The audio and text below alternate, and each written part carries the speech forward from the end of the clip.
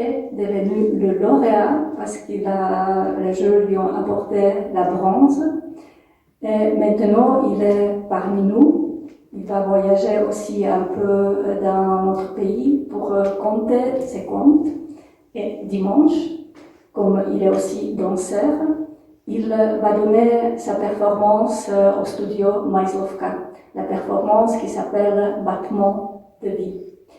Donc j'invite Dan Bossembo, qui est ici grâce au soutien de l'Organisation internationale de la francophonie. Je remercie également l'ambassade du Congo RDC pour soutenir notre projet et la venue aussi de Dan. Voilà, c'est à toi.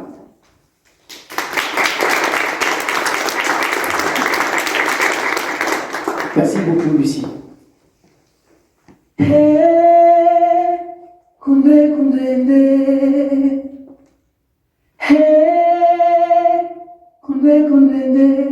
Yakele kele kele. Kundre kundre nde. Si je dis Lisapo Onge, vous répondez Onge. Lisapo Onge. Onge. Lisapo Onge. Onge. Lisapo Onge veut tout simplement dire histoire, raconte. Histoire. Raconte. Lisapo Onge. Onge. Il était une fois, dans un village, au bord d'une rivière, un vieil homme qu'on appelait Grand-Père Kumba. Est-ce qu'on peut le dire ensemble, Grand-Père Kumba? Grand-Père Kumba. Grand-Père Kumba. Il vivait seul dans sa maison. Chaque jour, Grand-Père Kumba restait dans sa petite maison, nichée en briques rouges, au cœur du village, avec ses cheveux blancs, blancs comme la neige, et ses lunettes posées délicatement sur son nez. Son fils unique, Kanza, qui était son seul soutien, son bonheur et sa joie, s'était noyé dans la rivière en essayant de sauver un agneau égaré. Depuis ce jour, le vieil homme Grand-Père Kumba était fâché contre l'eau qui avait tué son fils.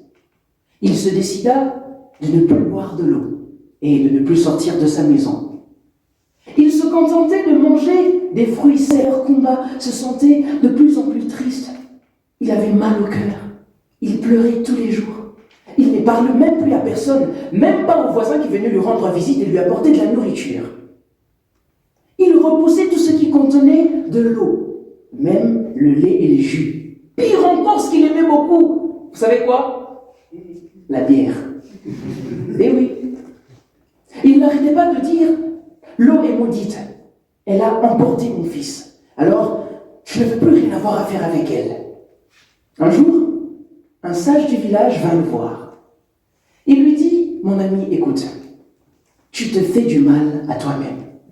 Tu sais bien que l'eau est la source de la vie. Sans elle, tu vas mourir de soif et de chagrin. Tu dois pardonner à l'eau, car elle n'a pas voulu faire de mal à ton fils. C'est le destin qui a voulu qu'il parte avant toi. Sors de ta maison, va voir la rivière, écoute son chant, sens ses souffles, bois son eau. Tu verras que tu te sentiras mieux. » Le vieil homme, Grand-Père Kumba, secoua la tête. Il dit « Non, non, je ne veux pas. L'eau est ma rivale. Elle m'a pris ce que j'avais de plus cher.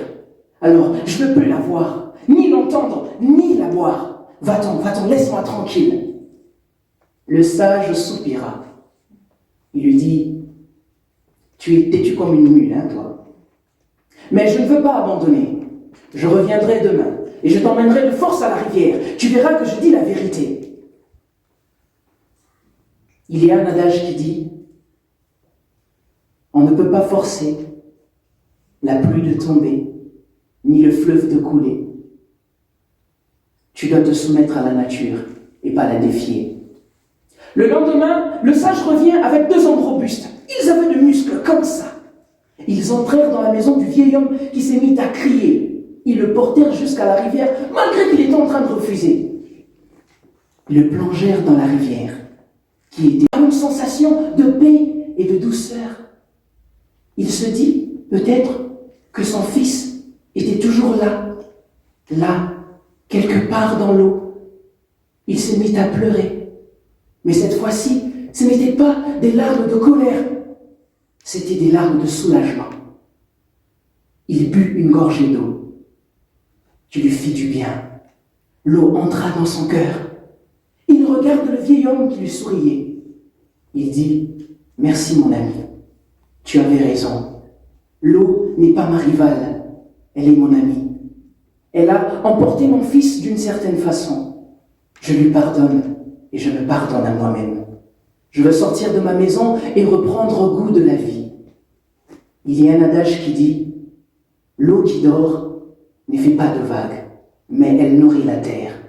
Je vais être comme l'eau, calme et généreux. » Le sage regarda le vieil homme et lui dit, « Je suis très heureux parce que tu as retrouvé la joie et la sagesse. N'oublie jamais que l'eau est ton ami, pas ton ennemi. » Isaponge, Onge. Isaponge. Onge. Et c'est ainsi que le vieil homme grand-père Kumba se réconcilia avec l'eau et la vie. Je vous remercie.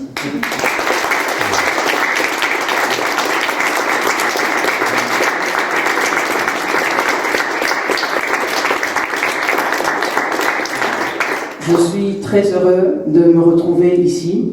Si vous remarquez, je suis jeune. Et je remercie beaucoup Lucie parce qu'elle m'a rencontré en 2023 à Kinshasa, comme elle venait de dire, au Jeu de la francophonie. Et elle avait promis de m'inviter. Et grâce à elle et grâce au soutien de l'Organisation internationale de la francophonie, je suis ici parmi vous pour raconter mes histoires et voyager avec moi. Je remercie aussi l'ambassadeur de mon pays qui m'avait reçu. Et vous aussi, cher public, merci beaucoup.